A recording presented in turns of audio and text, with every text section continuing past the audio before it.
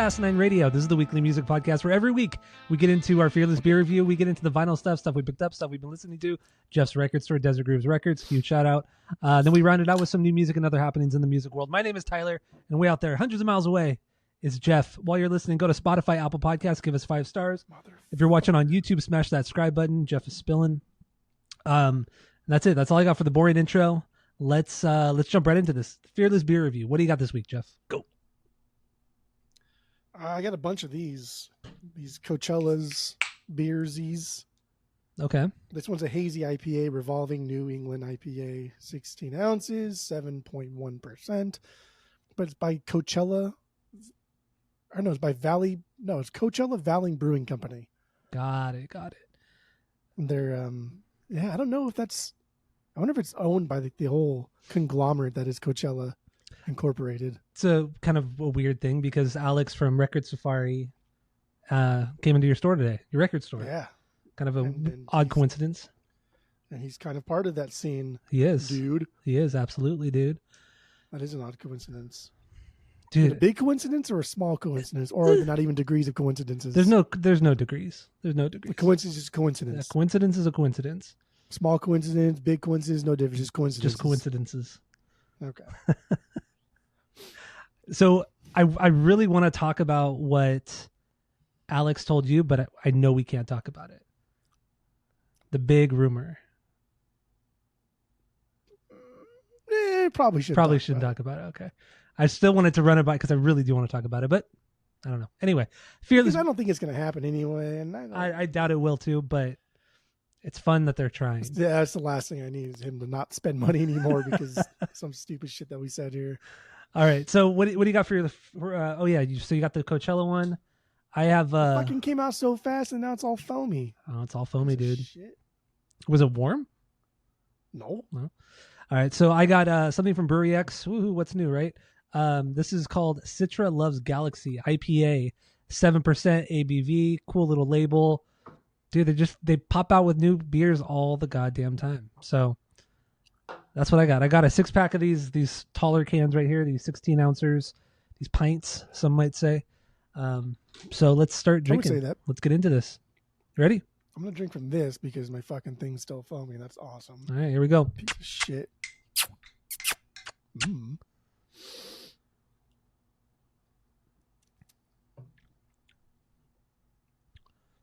All right. So your Coachella, how is it? What's your review on it? And then what are you going to rate it based off our world famous 3-point rating system, where 3 is a perfect beer, 2 is a good beer you're going to continue to drink, 1 is a bad beer, but give it a shot, and 0 is a drain pour. What do you got? Go. This literally just tastes like if somebody mixed like any kind of orange wheat beer with an IPA, with a hazy IPA. That's what this tastes like. Okay. It's very, very strong in the orange department, which is not bad. I like it. I thought you didn't like the orange, more citrusy stuff. No, I do like the orange, more citrusy stuff. That's why I still buy Blue Moons. Thank you. Dude, you never buy Blue Moons. You never do. Okay, never. First of all, every buddy, time I'm out there, I've never seen a Blue Moon at your house. First of all, I only get them during the summer because they're a summer drink. That's not a winter drink. True. I don't go out there during the summer. But I'll tell you what really did it for me was 2 things. One, it reminds me of Palm Springs because at Agua Caliente, Spa Resort, one of the Indian casinos in Palm Springs, the only 2 beers I ever drank from there was Modelo's and then Blue Moons. When I drink Blue Moons, it kind of brings you back to going to the casino. And the other time was when I installed the beer system at the Flamingo in Vegas. They brought over a freshly batched brewed Blue Moon, like straight from the brewery. It went from the brewery straight to the casino in Vegas.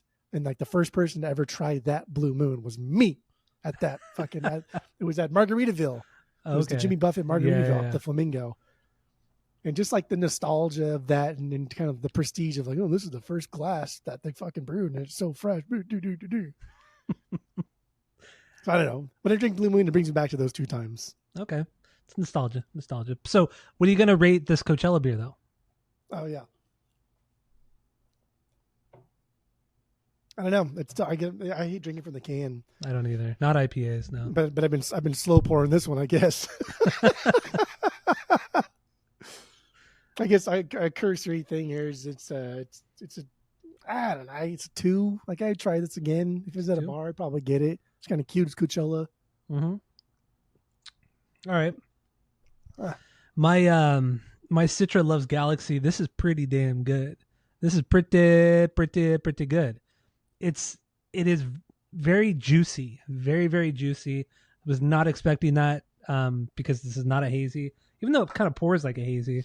Yeah, it does pour like a hazy, but it's not called a hazy. But this is excellent. This is an excellent beer. It is hoppy. It's a little hoppy, but damn, it really balances out the juiciness. Citrus really, really balances that out. This is fucking good. I'll give this a 2.8 out of 3. Ooh. This is fucking solid. And I got 5 more of these. Ever not get above like a 2? I've never given it below a 2. Never. Even the seltzer that I tried, I gave that a 2. Because for a seltzer, it was solid. Not truly good, but yeah. Anyway, so Raul did not leave a review for this one. I don't know. Did you check on yours? Did not check. Did not check. Well, he probably didn't. Did not. I was too busy slow pouring. All right. So let's move on to what do we got next? What are we doing? Oh, vinyl stuff we've been listening to, or stuff we got recently that we want to talk about. If you want to follow along, listen to some of these songs that we talk about on the albums. There's a playlist, Spotify playlist in the description of this episode. Go check it out. So what do you got, Jeff? Go. I forgot to put up there. I know I put A Day to Remember. Yeah. So they just dropped their deluxe edition, and it has a bunch of live performances, a lot of live songs from Switzerland before this record dropped, right as this Homesick record dropped. And it's kind of funny because they're playing like that are now songs that are massive and huge that are allowing them to tour big stadiums, but they're playing them back then. Like, oh, this is our new song, Another Day About the Weekend. And you hear like, hey, like nobody cared. And I was like, damn, that's kind of cool. Kind of cool to see like nobody caring about these songs so long ago, but now people go crazy for them. Which I love A Day to Remember, I really do. I know, but I think they're so much bigger than they deserve to be. They really are. Oh yeah, they. It's pretty crazy how big they are. The best of their music is not groundbreaking. Not groundbreaking. Hold on there, it's not, dude. It is groundbreaking. No one else did this sound. No one did this sound. We've already done this. Okay. We already talked about this. We did talk about this because we literally did this album like a month and a half ago. Yeah. So go listen to that. Deluxe version, double disc, has some live, has some acoustic songs on there too, which, got in my acoustic tracks. So that's cool. I got it through my record store. You know what's funny too is when I brought in my copy to sell, because I knew I was gonna get the repress, and I didn't have an original anyway, so I purged it. Dude, we got so many people calling, messaging us on Instagram, asking about this record. Really? And then the repress drops, and we're selling the repress for way cheaper than everybody else. Not one sold. What? So what the fuck? That's Where are so you guys? Weird. So annoying. So obnoxious. These people. What do you got? What else did I put on here, dude? The other one, I've been in a big Beach Boys kick, so I pretty much ran through all my Beach Boys records on Saturdays. My favorite Beach Boys record in its entirety is Smiley Smile. This came right after what should have been Smile. So this is pretty much like the same. There's a lot of these songs that are reworkings. Good Vibrations, the big one, like that should have been on Pet Sounds, really.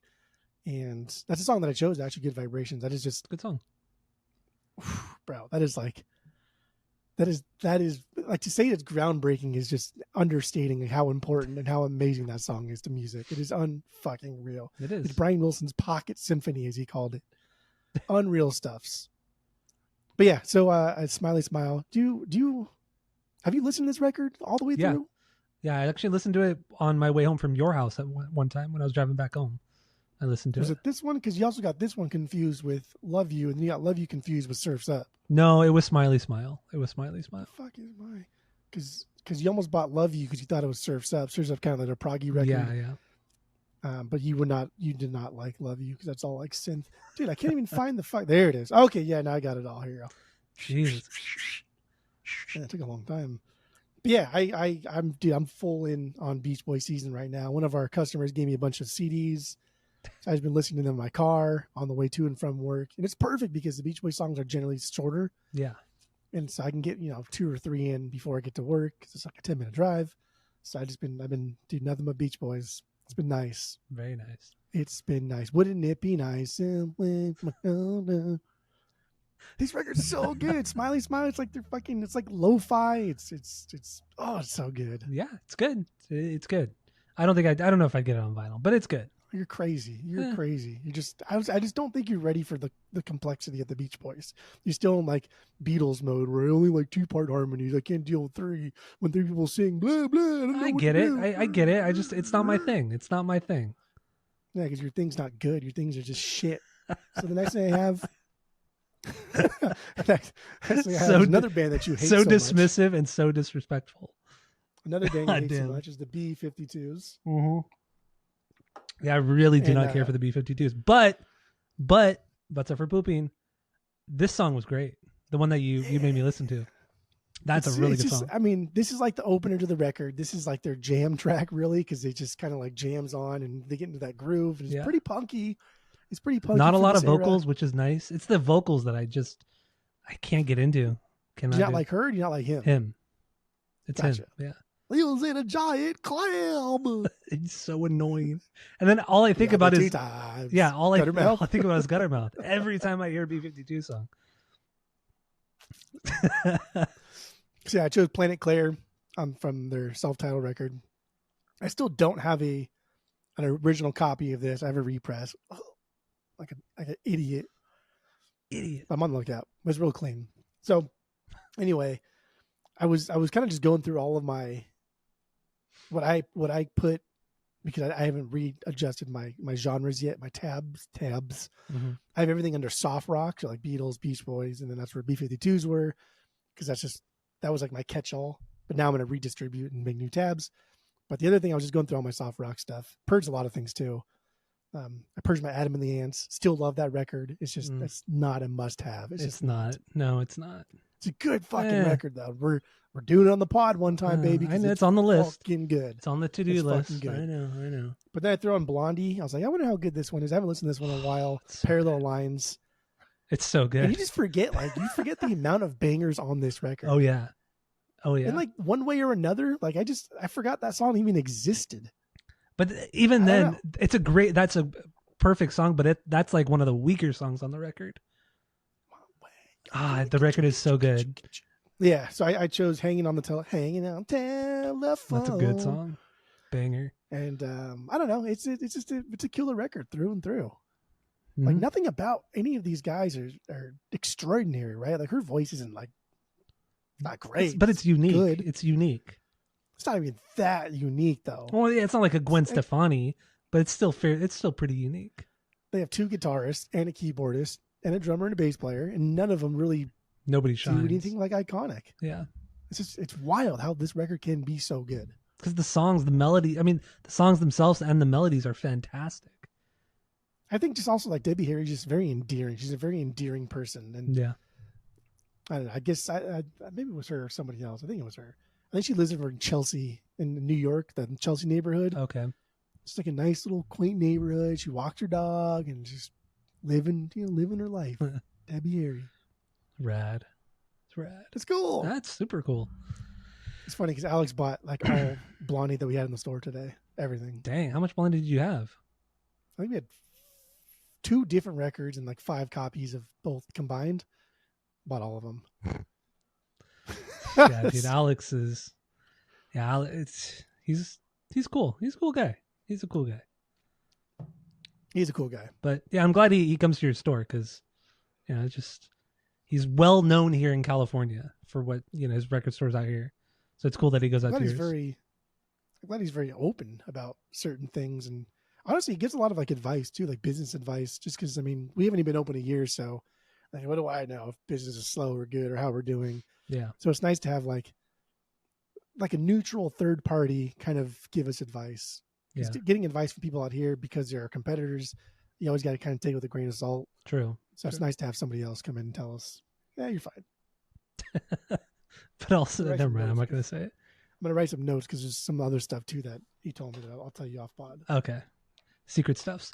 All right. So that's all you got for the vinyls. I got 4 things here. Brought the records with me. So we start with Stan Getz and Lorindo Almeida. This one right here. This bad boy. Oops, wrong way. Right here. Sideways idiot. This one right here. So this has been in my backlog for probably 6 or 7 months now. It's just been sitting there. And I wanted to listen to it because I like Stan Getz a lot. And you speak very highly of this record. You got me this record. So I listened to it. And yeah, it's pretty fucking killer, man. It's fucking good. It's what amazing. I expect. It's what I expect from a Stan Getz record. So I did really enjoy this. Awesome jazz record. Definitely keeping this one. I have the promo of that one. Do you? Oh, that's cool. Yeah. You love your promos, and love my promos now. Pretentious fuck. And fun fact is my mom, her Christian first name is Lorinda. Oh, okay. It's Lorinda Janelle, but she always just goes by Janelle because she never liked Lorinda. But she's named after that guitarist. My grandpa, her dad, like really, really loved like Mexican guitarists and loved that guy and named her daughter after the Mexican man guitarist. That's cool. That's really cool. That's a fun fact. But that's really all you need from Lorindo Almeida. I had like 2 other records by him, all purged. Really? Just kind of boring? Yeah. It's like Django Reinhardt's great, right? Oh, but okay. Do I need fucking 10 of them? No. I need maybe a compilation. Yeah, just one Django. You could appreciate what he's done, without having a ton of his records. It's like, I feel the same way like with Sun Ra. Like, do I really need 10 Sun Ra records? Like, I'm good with like 2 or 3. No, you don't. 1. You're good with 1. All right. So the next thing here, Paul McCartney 2. This one you got for me, or this one is your old copy actually, because my copy was pretty damn beat up. And so yeah, got this one. We've talked about this album pretty extensively on the podcast. Give you that one. I wonder which one I had. Is that one in the shrink or something? No, it wasn't in a shrink. No. Just super clean. Yeah, it's just really, really clean. So yeah, we talk about this record all the damn time, and it's crazy that we still have not done this record on the pod. We have another copy of that record sealed in the store. No shit. How much are you selling that for? We're going to sell all of our sealed records on eBay. Just because sealed records kind of demand a premium. I agree. But no one's going to pay that premium. And I don't want to deal with somebody opening it up and like, oh, it's cracked, gonna bring it back, and then trashing us, and it's like, nah, dude, just fuck that. But if you really do want it, then I was, but you could tell me how much off the pod.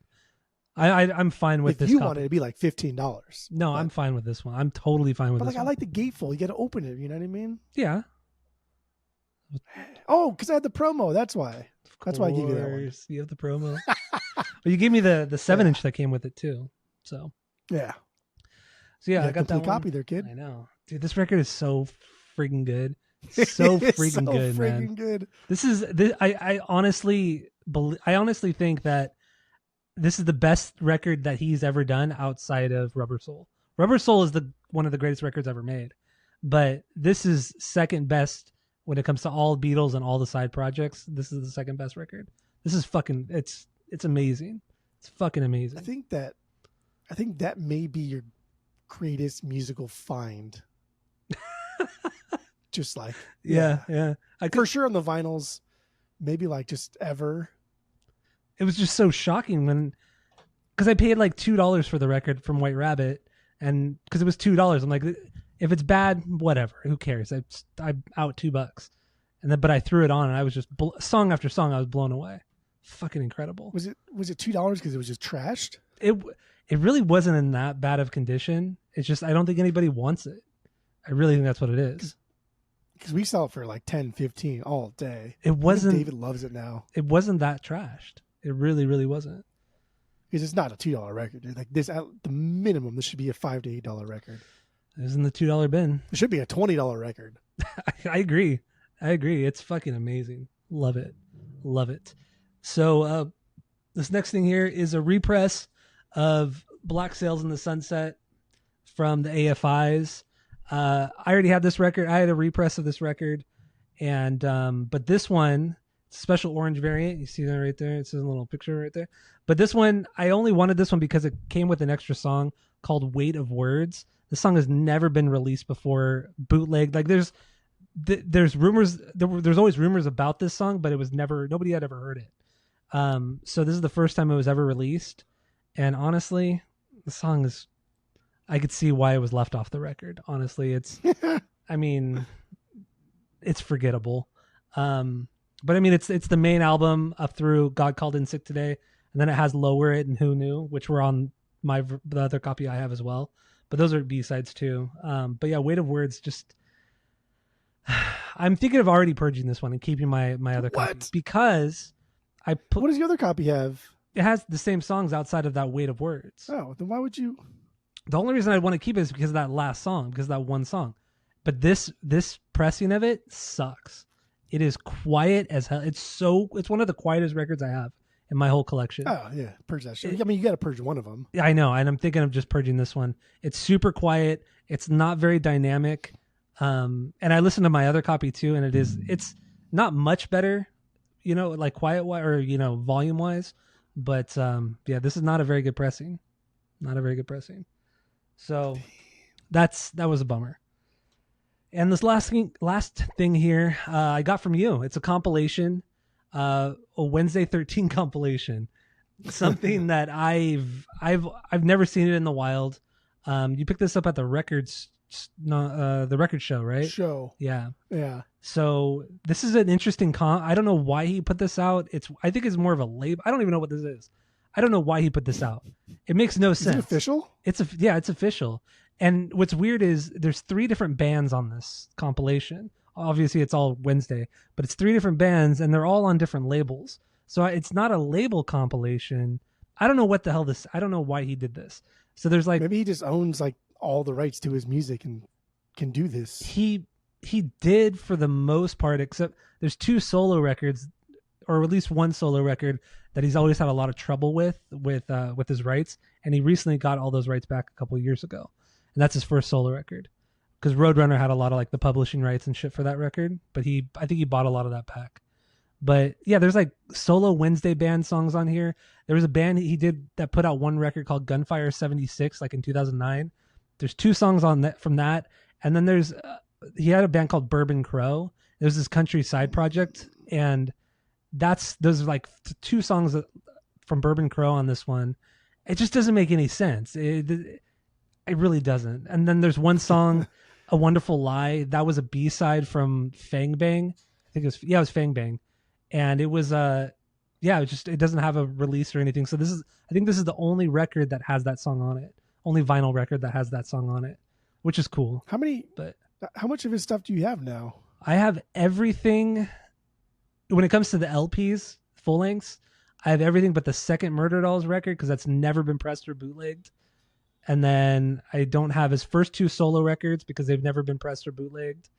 And then I don't have 2 Frankenstein Drag Queens. So 5 records, 5 full lengths. And then there's 4 7-inches that I want, that are on my want list on Discogs. But yeah, so 5 full lengths. Yeah, 3 or 4 7-inches. That's something, sure. But otherwise, actually, no, I don't have his Bourbon Crow stuff, and I don't have his Gunfire 76. Because I don't really like it. Do you not like the Bourbon Crow stuff? The Bourbon Crow stuff is fun, but I never find myself going back to it. I think it was a fun little thing he did back then, and he put out 2 records. It's fun. It's silly. It's stupid. But so is all of his music is silly and stupid. The Bourbon Crow stuff's better than most of the stuff I heard from him. I knew you were going to say that. But that's why I put it on there, too. But anyway, so I got that comp. It's a weird one. It's a really, really weird comp. But it was fun listening to it. I had a blast. It was good. I love Wednesday 13. Purge it? Fuck no. I love Wednesday 13. He's one of my favorite musicians. Like, oh God, I love his music so much. That's something, dude. I love his music so much. It's so good. I still will never forget when we did Horror Fire on the pod. Yeah. And that whole week was just all like Wednesday stuff. And how many people came in and instantly recognized Wednesday. That irritated me every fucking day. That's so good. Because it was like at least one person a day. It was so annoying. Oh, that's the best. I love it. I fucking love it. He deserves it. He writes great, catchy fucking songs. He does. He really does. You're stupid. He writes some good stuffs. Did you purge your Horror Fire? I imagine you did, huh? Yeah, you did. You're fucking. You're stupid. You're stupid. I do. But you didn't. You didn't have to. That's just dumb. If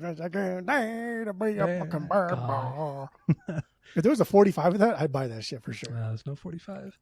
And he's in that song's a beyond banger. He's in the studio right now recording a new record, and he's been posting clips of them tracking the songs. Dude, the songs, oof. This could be like one of the best from what I've heard. This could be like one of his best records he's done as a solo band. It sounds really fucking good. I'm sure it'll sound so much different, so much better than everything else. Dude. Either 5 songs he's written 35 times. I don't care. They're all gold. Hell, something. All right, so that's all I got for the vinyls. Let's move on to some new music, other happenings in the music world. Jack White surprise dropped an album, an untitled record. He wants everybody to pirate it, so he put it like on like a Google Drive, and he's encouraging people to take it, whatever. And he's definitely not the first person to do this. Just, man, anything. I don't know if it's just because I'm bitter with Jack White, but anything he does, I always just assume that he's doing it to become more famous or to have more clout or just be more pretentious than he already fucking is. Of course. I want a record company. I can press my own records, but now I want you to pirate it because, see, I don't care about the money. It's like, fuck you, dude. I don't know if I talked about this on the podcast, but Jack White was on Conan O'Brien's podcast like a year ago, and Conan was talking about how he went to the record plant in Tennessee or wherever it is, and he said that everybody that works at the record plant all have to wear like professional uniforms. Like everybody has to look the same. Like it's so over the top and pretentious. That annoyed me. I mean, having like a uniform standard is one thing, but it's like the more aggressive your uniforms are, the more you need to be paying your employees. Right? That was what Conan was getting at. Like, with dude, like trying to be rude. Wear a full suit and paying me minimum wage, like that's not gonna happen. And then remember that video of Jack White making a guitar out of nothing? Oh, you used to love that video. I never loved that video. I never loved that talk video. About that. I fucking have always hated that video. It was in that movie, the one with the, what was it? It Might Get Loud, right?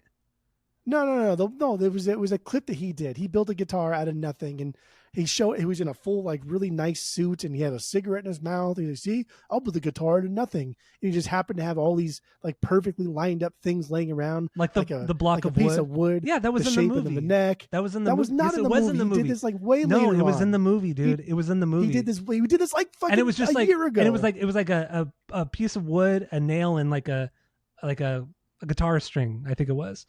Or 2 nails, and then he just wound it around the 2 nails, and then pretentious. Hooked it up to like a distortion pedal or something like that. It's pretentious. Oh, totally. And the whole time, totally. But you loved it. The whole time he's in this really nice fucking suit. Never liked it. Bullshit. Never liked bullshit. That. When we watched that movie, you loved that shit. Never. You loved it. Pretentious through and through. Yeah, I've never been pretentious. All right. So yeah, he put out a new record entitled. It's good. It's good blues rock, like good hard blues rock. So I dig it, but it's fine. White Stripe stuff's too on the chopping block if I need the room. I almost purged my white blood cells. Almost purged that. It's like how I just don't go back to I never go back to that one. I go back to Icky Thump, but I never go back to white blood cells. So that's on the chopping block too for me. Do you have Elephant? No, I only have those 2, and then I have the one solo record. What is it? Lazarus? Oh. Was it Lazarus, right? Fear of the Dawn? Oh, Fear of the Dawn. Yeah. Yeah. That was another solo record. Yeah. I don't, because that record's fucking amazing. I know you purged that one. I mean, it hasn't been purged yet. Yeah. No, yeah, it has actually. It's in the store. It's gone. Did somebody buy it? Somebody was talking about it. I know somebody bought it already. That's a great record. So anyway, Jack White put out the new record. And Smashing Pumpkins, they haven't put out a new record yet, but this week they announced that they're dropping a record on August 2nd on all streaming sites digitally on August 2nd. So about a week and a half from now. It's 45 minutes, 10 songs. They're going back to their roots. They're doing like more rock record, in the vein of Gish and Siamese Dream, but we'll see about that. That would be cool to hear, like a fucking shoegazy psych rock. It would be record. I would be done with like the production of today in the vein of old school. I would like that. I just want to hear Jimmy like just rip it up on the drums and do what he does best, because he's been so restrained the last Autumn and Sear, those essentially 5 records. You know, it's been more electronic. You know, I just want to hear him just have a good time on the drums. But yeah, this new one is called Agori More May. I don't know if I probably butchered that, but I don't care. But so August 2nd that drops, and then on that same day, vinyl pre-orders go up, or vinyl orders go up. So that's what I'll be ordering on August 2nd. You'll be pre-ordering that one. I will be ordering it. I'm not going to pre-order it. Actually, you just pre-ordered it right now in your mind. That's where the pre-order starts. Before you order, you think about that. No, you're right. That's right. You know, that's where pre-order works. That's what it should. That's what we should be saying now. Yes. Nope, just pre-order. Pre-order in my head. Yep. That's it. From now on, I'm gonna do it. You can follow me if you want to. You don't have to. I'll do it.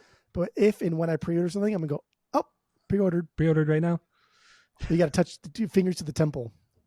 Pre-ordered. All right. Like that salute. All right. So Smashing Pumpkins. Yeah, that's all I got for this one. You got anything else? That's it, kid. All right. Well, thank you all for listening. Go to Spotify, Apple Podcasts, give us 5 stars, smash that subscribe button on the YouTubes. Stay tuned for the main episode because we're getting into 311 and we're going to have a good time. So that's it. That's all. That was something. Billy Corgan.